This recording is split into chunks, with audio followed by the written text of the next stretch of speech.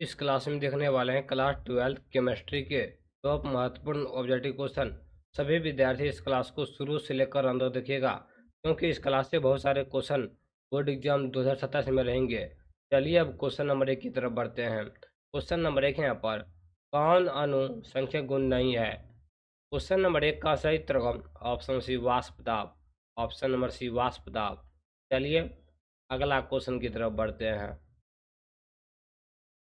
अगला क्वेश्चन अब लोग सेकेंड की तरफ बढ़ते हैं। क्वेश्चन नंबर सेकेंड है पर, इनमें से कौन राशि ताप द्वारा प्रभावित नहीं होता है? इसका सही उत्तर ऑप्शन बी मोललता, ऑप्शन नंबर बी मोललता। चलिए अगला क्वेश्चन की तरफ बढ़ते हैं। अगला क्वेश्चन अब लोग 3 की तरफ बढ़ते हैं। क्वेश्चन नंबर 3 है पर, कौन अर्धपरागण में झिल्ली से निकल जाते हैं? क्वेश्चन नंबर 3 का सही उत्तर ऑप्शन नंबर ए विलायक के अणु, ऑप्शन नंबर ए विलायक के अणु। चलिए अगला क्वेश्चन की तरफ बढ़ते हैं। अगला क्वेश्चन अब लोग 4 की तरफ बढ़ते हैं। शुद्ध जल की अम्लता होती है, इसका जो होती है 55.6। ऑप्शन नंबर ए इसका सही उत्तर हो जाएगा। चलिए अगला क्वेश्चन की तरफ बढ़ते हैं। अगला क्वेश्चन 5 है पर, इसका हिमांक अवनमन अधिकतम होगा? इसका जो होगा K2SO4 का, K2SO4 का आप लोग याद रखिएगा। चलिए अगला क्वेश्चन की तरफ बढ़ते हैं। अगला क्वेश्चन 6 पर, तरलता को प्रतित किया जाता है, इसका सही उत्तर ऑप्शन सी मोल प्रति किलोग्राम से, ऑप्शन नंबर सी। चलिए अगला क्वेश्चन की तरफ बढ़ते हैं। अगला क्वेश्चन अगला क्वेश्चन 7 है पर, प्रथम कोटि विक्रिया वेग स्थिरांक की इकाई है, इसका सही उत्तर option number B S inverse, समय इनवर्स, ऑप्शन नंबर बी प्रति समय। चलिए अगला क्वेश्चन की तरफ बढ़ते हैं। अगला क्वेश्चन 8 है यहाँ पर, कौन अयन जलीय घोल में सबसे अधिक अस्थायी है? इसका सही उत्तर ऑप्शन नंबर बी Cr3+। ये जलीय विलयन में अस्थायी, ऑप्शन नंबर बी इसका सही उत्तर हो जाएगा। चलिए अगला क्वेश्चन की तरफ बढ़ते हैं। अगला क्वेश्चन 9 यहाँ पर, कौन ताप पर निर्भर करता है? ये जो ताप पर निर्भर करता है, मोलरता निर्भर करता है, option number A, option number A. चलिए अगला क्वेश्चन की तरफ बढ़ते हैं। अगला क्वेश्चन 10 यहाँ पर, किन्नल प्रभाव किसमें पाया जाता है? 10 का सही उत्तर ऑप्शन सी सॉल में, ऑप्शन नंबर सी सॉल में, आप लोग याद रखिएगा। चलिए अगला क्वेश्चन की तरफ बढ़ते हैं। अगला क्वेश्चन 11 यहाँ पर, कौन अनुसंख्यक गुणधर्म होगा? इसका सही उत्तर ऑप्शन नंबर बी प्रासरण दाब, प्रासरण दाब जो है अनुसंख्यक गुणधर्म होगा, ऑप्शन नंबर बी। चलिए अगला क्वेश्चन की तरफ बढ़ते हैं। अगला क्वेश्चन 12 यहाँ पर, प्रासरण दाब किस समीकरण द्वारा व्यक्त होते हैं? ये जो होते हैं ऑप्शन नंबर ए P बराबर CRT द्वारा, P बराबर CRT द्वारा, ऑप्शन नंबर ए। चलिए अगला क्वेश्चन की तरफ बढ़ते हैं। अगला क्वेश्चन 13 यहाँ पर, 25 डिग्री सेल्सियस में से किस पदार्थ के 0.1 m घोल का प्रासरण दाब अधिक होगा? ये जो होगा CaCl2 के लिए, ऑप्शन नंबर सी, आप लोग याद रखिएगा CaCl2 के लिए। चलिए अगला क्वेश्चन की तरफ बढ़ते हैं।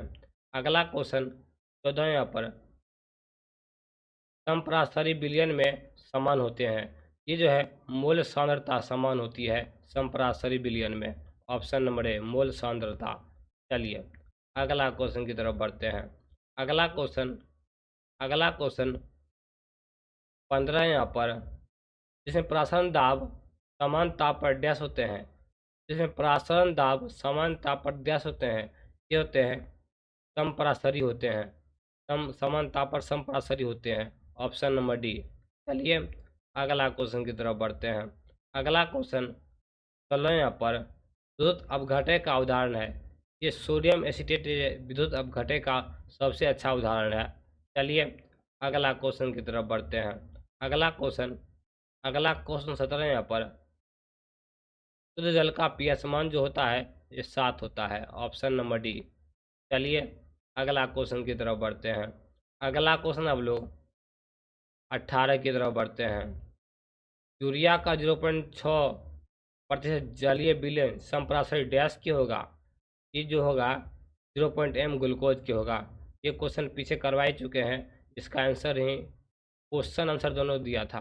चलिए अगला क्वेश्चन की तरफ बढ़ते हैं। अगला क्वेश्चन आप लोग 19 की तरफ बढ़ते हैं। क्वेश्चन 19 यहाँ पर जलीय विलयनों में उच्चतम क्वथनांक का विलयन, उच्चतम क्वथनांक का विलयन जो है ऑप्शन नंबर सी 0.00 mgCl2 के लिए हो जाता है। ऑप्शन नंबर सी आप लोग याद रखिएगा। चलिए अगला क्वेश्चन की तरफ बढ़ते हैं। ये बहुत ही इंपॉर्टेंट क्वेश्चन है, आप लोग यह ध्यान से देखिएगा। टेट्राहेड्रल आकृति के लिए त्रिज्या का अनुपात क्या होगा? त्रिज्या का अनुपात जो हो जाएगा ऑप्शन नंबर बी 0.225 से 0.414 के बीच। Option number B. ये क्वेश्चन कई बार बोर्ड एग्जाम में पूछ चुका है। चलिए अगला क्वेश्चन की तरफ बढ़ते हैं। अगला क्वेश्चन 21 यहाँ पर विलयन में विलय की मोललता किस यूनिट पर होती है? मोल किलोग्राम प्रति विलायक पर होती है। मोल किलोग्राम प्रति विलायक पर होती है। Option number C. चलिए अगला क्वेश्चन की तरफ बढ़ते हैं। अगला क्वेश्चन हम लोग 22 की तरफ बढ़ते हैं। क्वेश्चन 22 यहाँ पर इनमें इसकी गणना के लिए ब्रेकमैन थर्मामीटर उपयुक्त है। इसका सही तर्गम इनमें से सभी के लिए, क्वथनांक के लिए, हिमांक के लिए और तापक्रम में अंतर के लिए। ऑप्शन नंबर डी इसका राइट आंसर हो जाएगा। आप लोग याद रखिएगा ऑप्शन नंबर डी।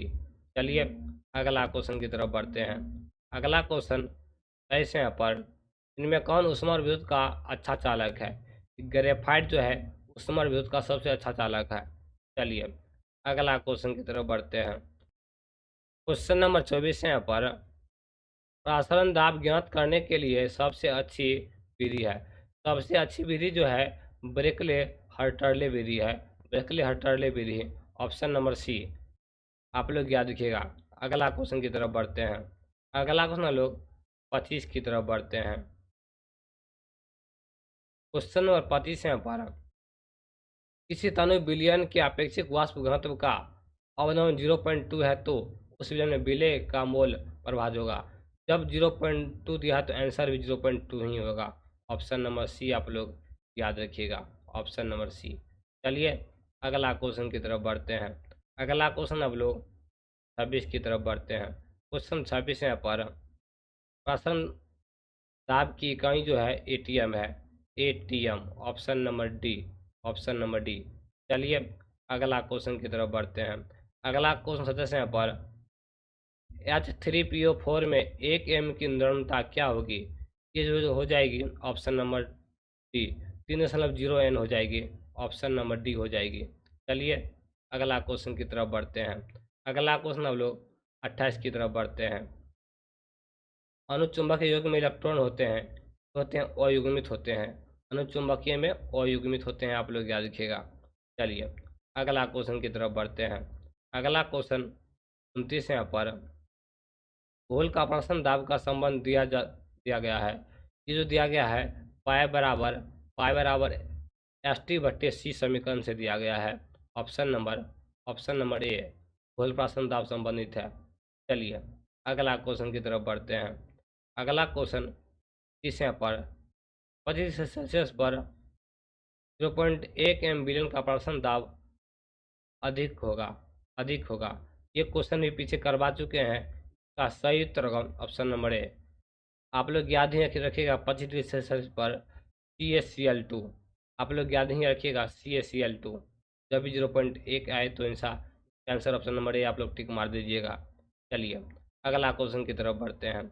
अगला क्वेश्चन 31 यहाँ पर कौन अनुसंख्यक गुणधर्म है?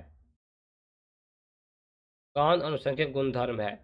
ये जो है प्रसारण दाब है। Option number C. चलिए अगला क्वेश्चन की तरफ बढ़ते हैं। अगला क्वेश्चन 32 यहाँ पर संप्रासरी विलयन में समान होते हैं। मोल सांद्रता समान होती है। मोल सांद्रता। Option number A. चलिए अगला क्वेश्चन की तरफ बढ़ते हैं।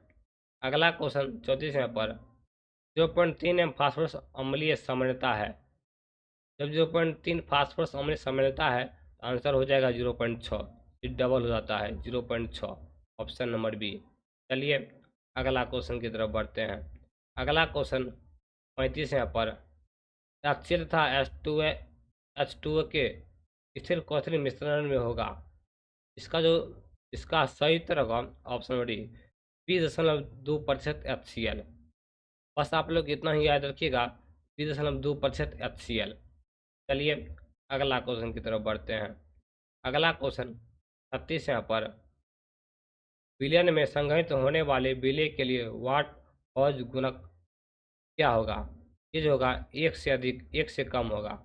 वाट वांट हॉफ गुणक जो है 1 से कम होगा, आप लोग याद रखिएगा। चलिए अगला क्वेश्चन की तरफ बढ़ते हैं। अगला क्वेश्चन 37 यहाँ पर जलीय विलयन के ताप में वृद्धि करने पर उसमें कमी होती है। ये जो कमी होती है मोलरता में कमी होती है, ऑप्शन नंबर ए मोलरता में कमी आती है। चलिए अगला क्वेश्चन 38 यहाँ पर विलयन के हिमांक के अवनमन के समव्यवस्था होती है द्रव विलायक और ठोस विलायक होती है। समव्यवस्था हो जाती है द्रव विलायक ठोस विलायक। चलिए अगला क्वेश्चन की तरफ बढ़ते हैं। अगला क्वेश्चन 40 यहाँ पर जलीय घोल में किसका क्वथनांक अधिकतम होगा?